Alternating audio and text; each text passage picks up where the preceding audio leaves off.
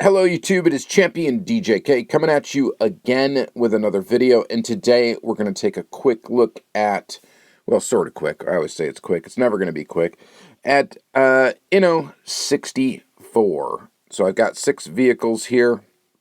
Inno is a brand that I am a pretty big fan of. They don't come out with a whole ton of stuff frequently, but they do come up with a lot of cool stuff. So we're going to go ahead and we're going to take a look at these 6 models. We're going to start with the 2 Honda Civics. We'll just kind of work our way to the right. We'll go left to right. And we'll start with these. Now, these 2 Civics were actually given to me as a gift from a subscriber, and quite a while ago now.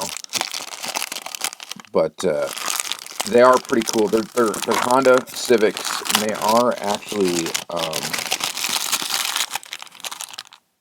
Japan Touring Car Championship. Both of them are, I believe. So this first one is a Honda Civic EF3 GRA Group A, number 100, Idemitsu Motion, Idemitsu Motion, something like that, JTC 1989.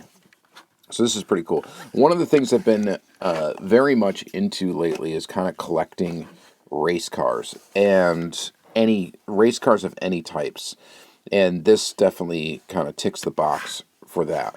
So really cool little Civic here. The base is a translucent, which is kind of a nice, or frosted, which is nice. Inno is quite quality. This is an older casting from INNO64.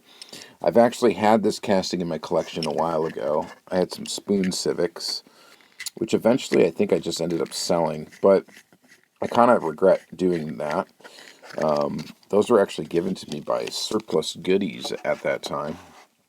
And now I've got a casting back in my collection. So being an older INNO64 casting, it has a plastic base, and it's got some very, very fragile pieces like that right there. Little tow hook in the front and back, and it does not roll. This is a static display model, and you have to be careful of ripping these things off the base. So you got to be very careful of that, and these are going to have just little tiny bits and pieces. Well, it kind of rolls. It wanted to for a second there. But quite a bit of detail on this model. So it's an older tooling, but a more recent release, if that makes sense. But really, really neat. So for your Honda fans, this would be definitely a model that you may want to get your hands on. Although you may not want it if it doesn't roll. I know some people, rolling is very important, I guess, to some folks when it comes to diecast brands that they're selecting to collect. I hope this thing didn't actually cost. It looks like it cost $135. I mean, that would be wild if that was the case. And actually, I shouldn't say I know when these came out, because I really don't know. This next one is an All Japan Touring Car Championship 1988. Honda Civic EF3 Group A, number 16, Mugen Motul JTC 1988. So another one that kind of ticks the box, being a real replica of a race car. Go ahead and unscrew it from the base again. And it's the same casting, so pretty much kind of the same deal here. Again, with the fragile bits, it's got all that same stuff there that you got to be very careful of. This one, better shot at rolling on this one, but it still does not roll. So pretty cool little Civic. You know, nothing too crazy, but it is pretty cool. So you got Motul one and this other one. So both from JTC. So pretty awesome. All right, we're going to set those right there. And now let's take a look at Liberty Walk.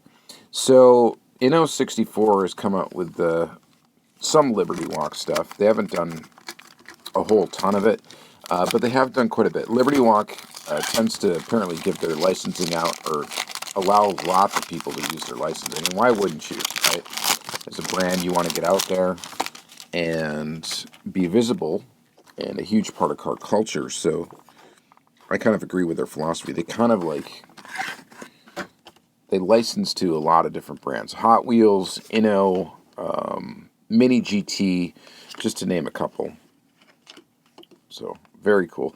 This is a Liberty Walk 308 GTB. You notice how it does not say Ferrari, because this is not Ferrari licensed. And I believe Ferrari does not even consider this vehicle to be a Ferrari anymore. But this is a 308. It's a Ferrari 308 with a Liberty Walk body kit on it. It's really just got, well, I don't know. It's got the fender flares, and I don't know, what else did they really add to this? Maybe that wing on the back's a little different. But anyway, it's a pretty cool model. They're kind of, they're able to do this without getting, sued, probably, because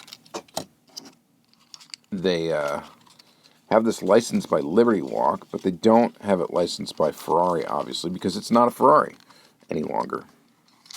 It was built on a Ferrari, but I guess it's not a Ferrari, if that makes sense. So there's that, and we get into that with the F40 as well. But here's this. This is a newer tooling from Mini GT, and as such, it has a metal base, and it does make an attempt at rolling. Now, this particular one does not roll super well, but it does kind of make an attempt at it. So they kind of changed their philosophy in how they were making these things, from metal body, plastic base, rubber tires and stuff, and they kind of changed it to having everything with a metal body on the newer toolings. So, now this thing is pretty cool. It's not nearly as cool as the F40 that we're going to look at. And the one that they put out last year, the F40 that they put out last year, was an absolute gem.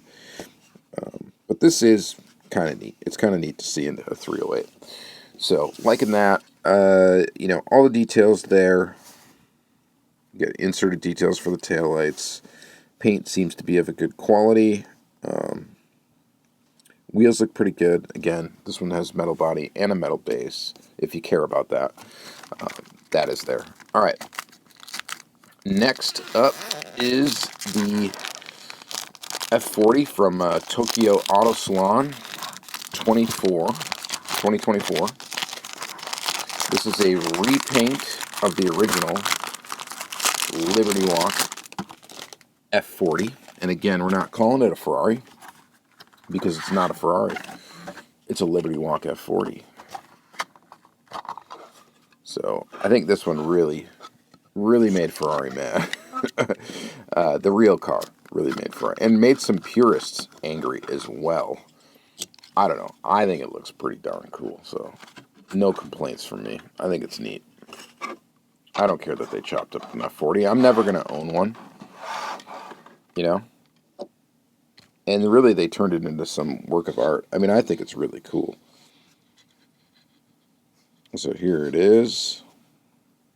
It's got the original white on the back there, which was the original color of it. But then we get it in just pilot sort of livery here. And it's really, really cool. And it's really well done. And it rolls. So this one has a metal base, metal body, and it rolls. Very detailed interior, engine detail, all that stuff. The only thing that it's missing is the real car, painted this beautiful kind of blue indigo color, I guess we'll call it, is Mini GT. Mini GT should be actually on here as a sponsor, which is kind of funny. So the real car had Mini GT on it as a sponsor, but obviously being released as an INNO64, this one does not, which is kind of sad, actually. It would be really cool if it actually was on there, if they had just we'll put Mini GT on there. People that collect Mini GT, I don't think Mini GT is a deterrent from collecting Inno, and I don't think Inno is a deterrent from collecting Mini GT. I believe they could both coexist, so it would have been interesting if they would have put the Mini GT branding actually on this car, but maybe they would have, and maybe Mini GT is the one that didn't want it to happen. That could be. That's a possibility. But this thing's sick. So I really like this. I really like this F40. I don't care that, again, that they chopped up an F40 to wide body it and give it this look. Does not bother me at all. I actually think it's really cool, and this is pretty awesome. So I like these. I've got a few different versions of this F40. The best one still is the original OG one in white. I think that's definitely still the coolest one, but this thing is pretty nifty as well. So pretty darn cool. I wonder if we're ever going to see the Liberty Walk F40 from Mini GT. I doubt that we ever will, but it would be interesting if that were ever to happen. All right. Lastly, we got these two things. This is a Nissan Skyline 2000 GTR KPGC 110 Racing Concept 1972. And there's two of them here. There's one in blue and one in green. Now, we'll open up the blue one first. These, the only other version I've seen of a diecast company doing this car in this livery that I can recall. I think there's been two, actually, two different ones. I think Tomica, I'm going to open up both of these right away. I think Tomica Limited, maybe, back in the day made one. And then also, not Limited Vintage, Tomica Limited, completely different thing. And I think also the other one that did it was Kyosho. So Kyosho made one. I know they did the green one. I don't know if they did the blue one. They definitely did the green one, though. That's like an all-timer Kyosho. So we'll open the green one up first, actually. It just looks so nice in like the green and gold. It just looks really good. This one has a slight little flaw right up there in the gold on the 73 there. But this is pretty mean looking. So it's a Ken Mary Skyline. They came out with one already this year that was a basic one without these wider fender flares. And that's a really nice casting. It came out earlier this year, and it is quite good. And now we have this one, which is just pretty awesome. So I've always wanted the Kyosho of this. That's always been kind of a bucket list kind of car to grab. And now I really just don't even have to care about it, because now I've got it. I've got this one from Inno. Is that headlight delete? Pretty cool. Racing Concept. And this thing is metal. On metal. And it rolls.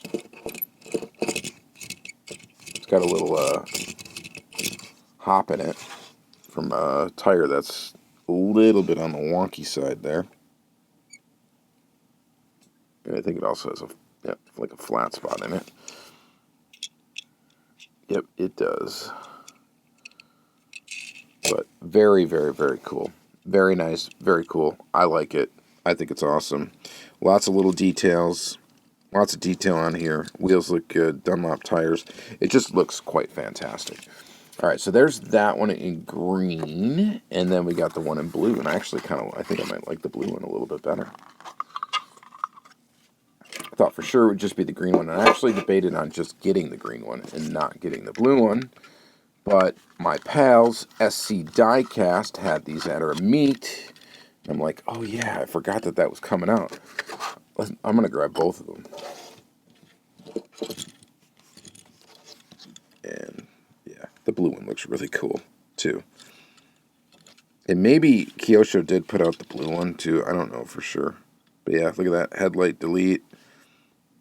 Got like an air intake right there. Ram air. And yeah, this looks sick. So, really liking both of these. And those are fantastic. I would say, actually, these are my favorite of this episode. Just behind it would be these. The Hondas are really cool just because they're race cars. But again, this is an early tooling, early casting, completely built from a different philosophy than what they're doing nowadays. So you guys will have to let me know what you think about these in the comments down below. But I like these guys. These Skylines are really, really cool. These GTRs. Very, very cool. And then, of course, this is also a winner. So this one, I don't know. I like it. It's kind of neat, but it's not that special. I don't know. The F40 is just so much cooler than what, they did with this car that, yeah, I don't know. But Liberty Walk's an interesting company. They do all sorts of stuff, and it is kind of interesting to just see how they've affected car culture and how they're getting put out in diecast everywhere. Hot Wheels, everything, So that's kind of cool. All right. Anyway, let me know what you guys think about INNO64 in the comments down below. They really haven't put out a lot lately that I've picked up, and they're not cheap, so that's part of it too. But let me know what you guys think, and have yourself a good day. Thank you. Bye.